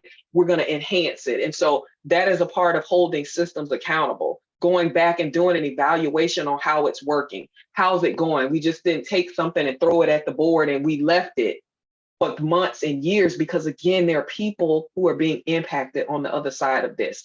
And so as we're creating programs to increase staff diversity and to slow down staff turnover, how's it working? And when was the last time we checked it? And what are we doing about it? How do we make it better? And that is a part of cultural humility. Cultural humility, I always like to say, cultural competence and cultural proficiency is the doing, and cultural humility is the becoming. So cultural competence would be this training, that you took this training, you sat, you got your CEUs, you can check a box. Cultural humility was that you were transformed by something that happened. You have become someone because of something that you learned, because of the self-reflection assessment that you took. You will now operate in a different way. And so our goal at all times should be cultural humility. Who am I becoming as a result of what I learned? Because if we just stop at cultural competence and cultural proficiency, we'll just be there, and these inequities, disparities will continue until we are transformed by what we learn, until something sticks and it's like, oh, I think I did something like that yesterday with the client, like that. Oh, I didn't know that wasn't okay to do. I've got to do better. And so we take responsibility and we continue to learn, and we continue to grow, and we continue to grow until we can't grow anymore. And that's when we're no longer on earth for me. And so lifelong learning, that we always learning, and we learn not only through reading and through podcasts, but we learn through conversations. We learn through being in community with other people. And so if someone's missing, if we have a perspective missing, that impacts our learning, because that's a person that we can't learn from. That's a group that we cannot learn about, and not that groups are monoliths. Even within our culture, even as a Black woman, again, there are things that I don't understand about other Black people. There are things that I do understand. And so we're not a monolith. I don't speak for all Black people. I don't speak for all Black women. I am a Black woman who understands a Black woman experience, and who understands what it feels like to be in a Black community at various intersections in that intersectionality chart. And so keeping that in mind, but knowing that when someone's missing, we're missing the opportunity to learn. We're missing the opportunity of flavor. We're missing the opportunity of really getting to know a perspective and a culture beyond our own. And so we'll pause here. And I listed the other categories within this as well. We have cultural destructiveness, cultural incapacity, cultural blindness, cultural precompetence, cultural competence, cultural proficiency, and cultural humility. And so I would ask, at the top of your screen, you should see a feature called Annotate. And within that feature, you will see the ability to draw on this board. And so if you could look at this chart and just put a mark on where you're at. And this varies by situation, it's fluid. And so you see the bi-directional arrow because it varies. It could be, with this particular culture, I'm at cultural humility. With this particular culture, I'm at cultural blindness. But overall, how would you rate yourself? And you should see, I see some of you on the board.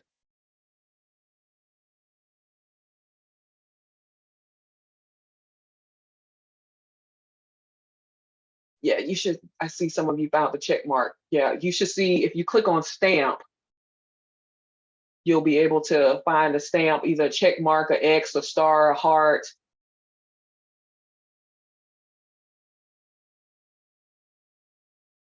All right, so I see some at cultural pre-competence, some at cultural competence, some at cultural proficiency, cultural humility. I see some in between. Thank you for your honesty and thank you for sharing. And it's not a judgment, it's not a knock, it's not an opportunity to belittle, it's an opportunity for self-reflection. Oh, John, I say I can't do the thing.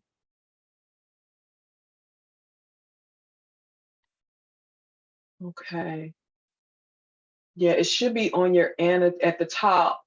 Next to you have your microphone, video, and there should be a feature for annotate. It's in, okay, thank you for sharing that. Okay. Yeah, and so again, it's an opportunity to find yourself, to locate yourself, and find where you are and where you would like to be, and take action to get to where you would like to be. And it's not perfection, it's about progress.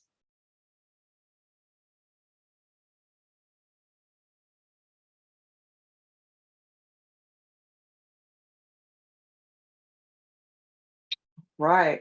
Thank you all so much for participating in that. I'm going to clear.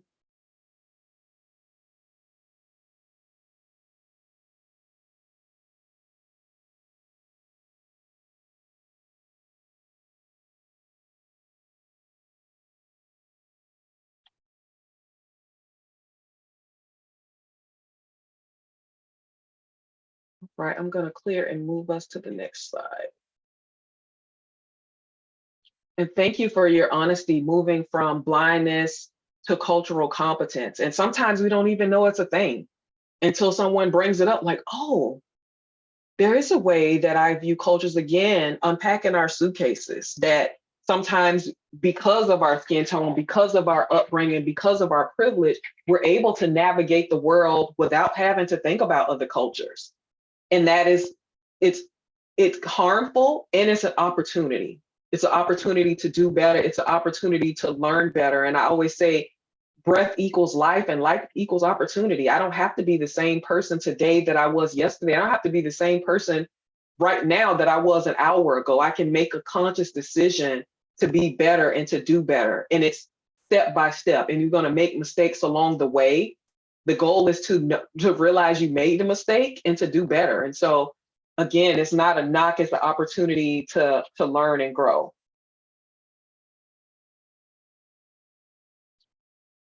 All right, so I'm going to move us along. And so next, we're going to just touch on anti-racism. So racist policies is any measure that produces or sustains racial inequity between groups. It includes written and unwritten laws, rules, procedures, processes, regulations, and guidelines that govern people. A racist idea is any idea that suggests one racial group is inferior to or superior to another racial group in any way, racist ideas argue that inferiorities and superiorities of racial groups explain racial inequities in society. And so this exists within our workplace and system sometimes, especially if we have disparities. Where I've seen it at is where we have disparities and inequities in outcomes across races, across access, and certain people are they have a higher incidence of missing appointments or not taking their medication. And we categorize that and like, well, those people over there or that group, normally they don't come to this meeting. Normally they don't come to this support group. That group of people, they don't come to this, or that group of people, normally that's the way they treat their children. They don't really care. And once we start doing that, that is the way this comes up in our systems versus, again, meeting people at their humanity. If we have a focus group or we have some type of therapy group and there's one group that's coming that's very homogenous, where are the other clients at and why are they not there? How do we increase that versus making it, okay, well, that group doesn't come over here. Those people from that neighborhood, that's what we expect from them. That's not okay. Like, how do we fix that? And so racism, these two together, create racism, a marriage of racist policies and racist ideas that produce and normalize racial inequities. Those individuals, they don't come. So if they don't come to this group, then we stop inviting them. If they don't come to this group, then it's 2 strikes and you're out because they're not trying to do better. We're going to close their file out because they're not coming. That particular group behaves in this way.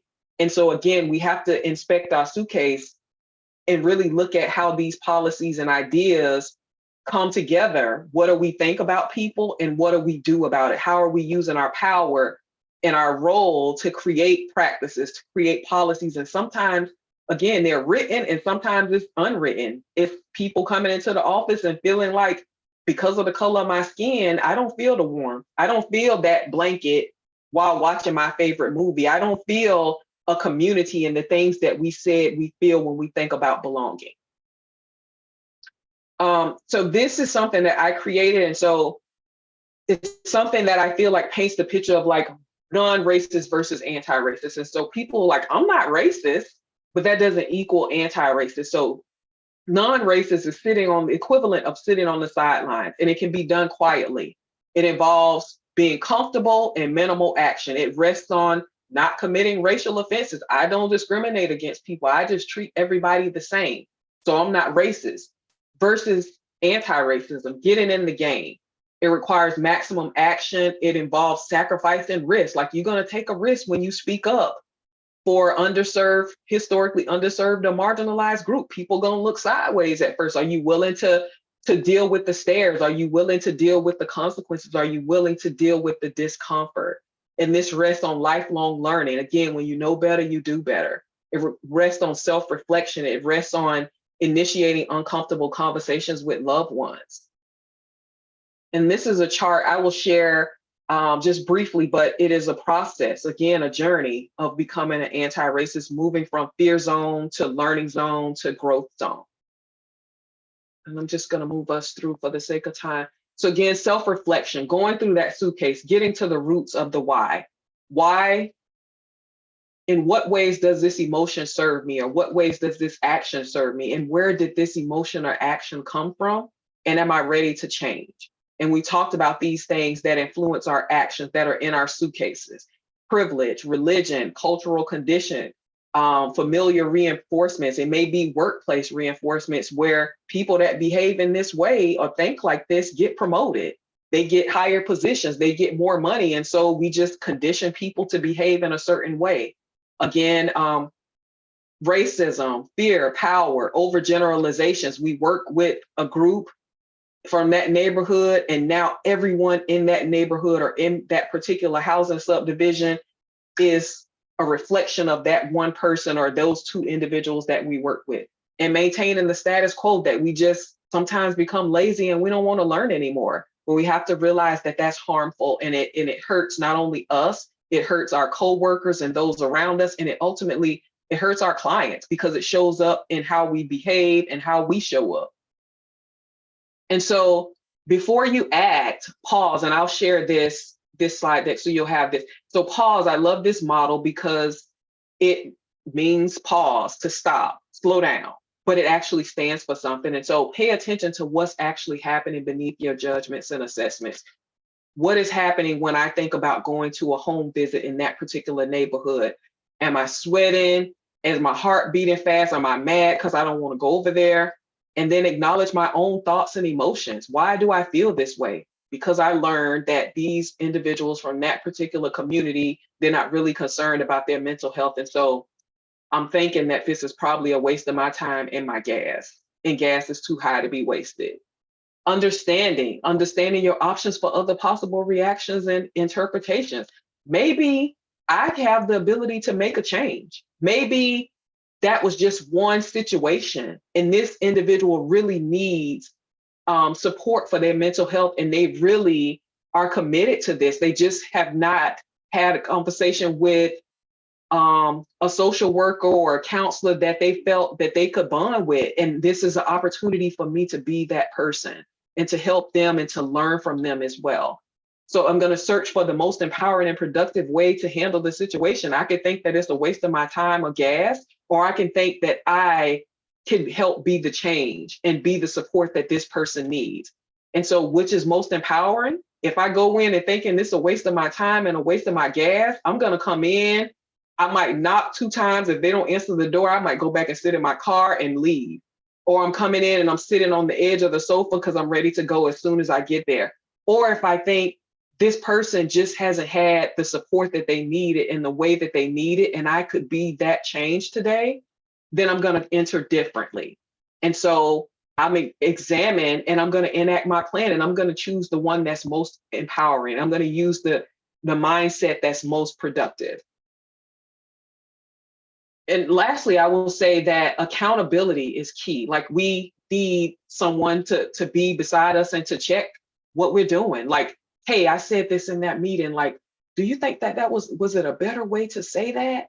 Should I say it differently? Or like, hey, I went to this person's house and this is what they said. They said that sometimes the spirits speak to them. Is that a form of schizophrenia? And like, no, that's their religion. And that's their spirituality. That's a norm within our community. Oh, okay. And so you need that. And so I would say, look in your phone, look at your last contacts, your last 10 contacts that do not include your relatives. And are they of the same race and ethnicity as you? Are their life experiences similar to yours? Are their priorities the same as yours? And do you share similar fears? And if everyone that you talk to the most outside of your relatives and co-workers are the same as you and think and move and navigate the world the same as you, that is a flag. That is an opportunity to diversify your buddy and create identify an accountability buddy, identify someone who is different from you that you can have conversations with, and make sure that you are allowing yourself to be vulnerable, that you can't pick a buddy and ask someone to be a buddy, and then you only want to hear things that validate what you're doing or make you feel good. But there are going to be times when they have to say, like, that was really wrong. That was really offensive. And you need to stop and sit down. And you got to be okay with that because it comes from a place of love. So I'll end there. And then I have a short video, and then I'll open it up for questions. I know we are right at time. Let's see.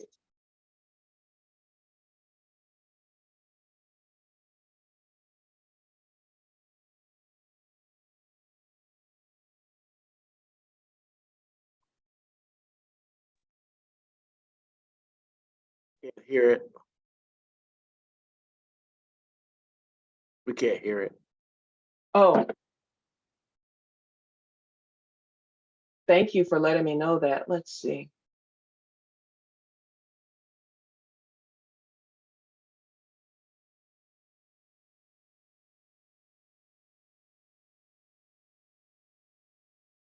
Can you hear it now? You know that little voice in your head? The one that tells you to ignore a tasteless joke.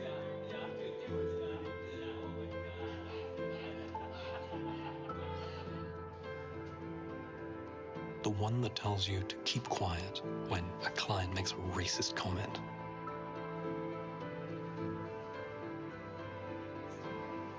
The little voice that tells you you're not smart enough because English isn't your first language.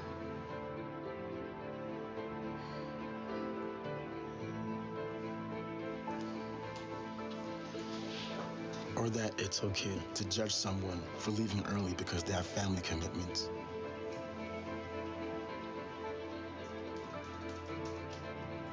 The one that tells you not to say anything when others are being reduced to stereotypes.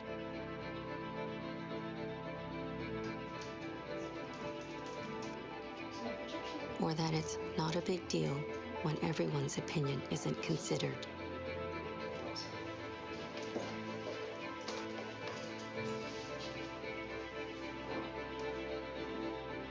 You may think you're the only one that hears that voice, but that voice also speaks to other people.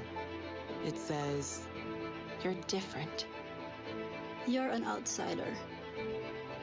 You lack commitment. Your opinion doesn't matter. instead of listening to that little voice, you need to find yours and make it heard.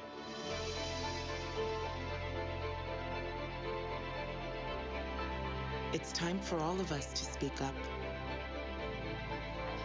Because when we change the dialogue, we can change our world.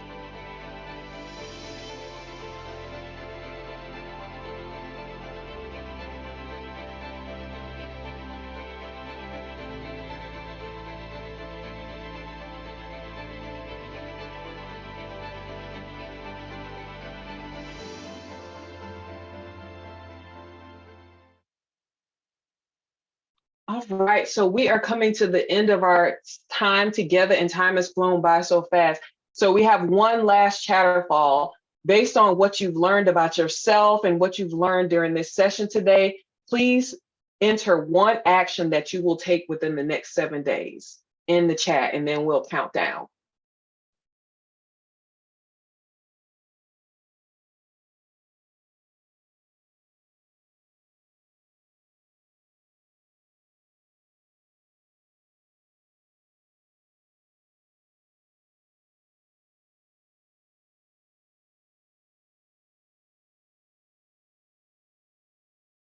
All right, let's count. 5, 4, 3, 2, 1.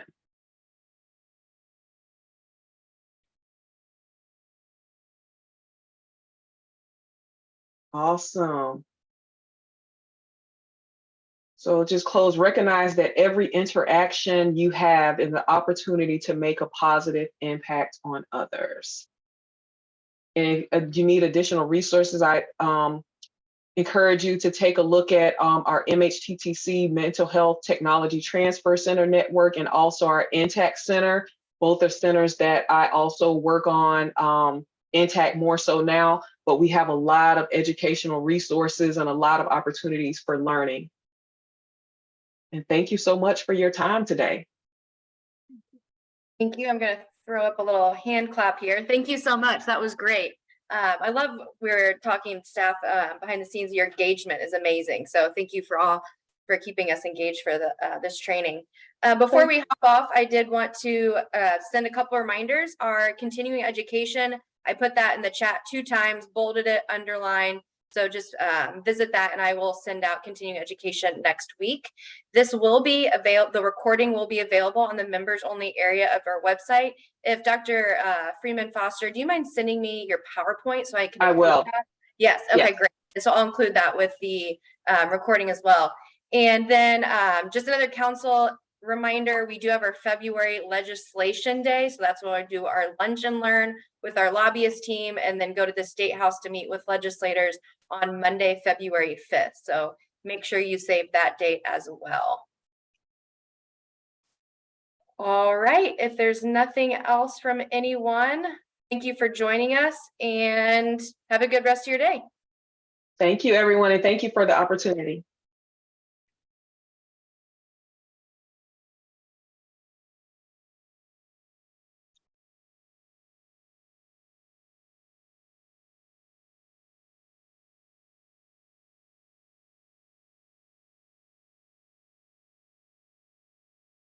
It was requested I put the chat and link, get continuing education one more time, so.